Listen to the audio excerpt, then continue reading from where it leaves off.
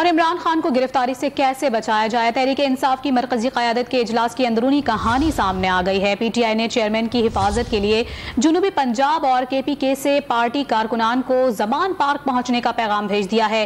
مزید تفصیلات حاصل کریں گے نمائندہ ڈان نیوز عمر فاروق سے۔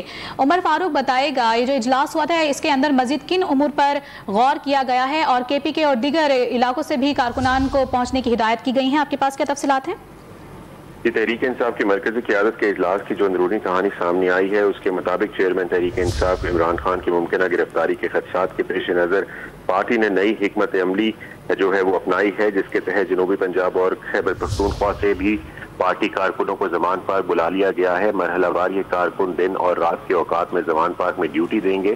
عمران خان کی ممکنہ گرفتاری سے پہلے پارٹی ٹکٹوں کو فائنل کرنے کی بھی کوشش کی جائے گی، جبکہ اگلے ہفتے سے انتخابی جلسے شروع کرنے کی بھی منظوری دے دی گئی ہے۔ آئندہ 4 سے 5 روز میں دونوں صوبوں کی ٹکٹیں فائنل کر دی جائیں گی۔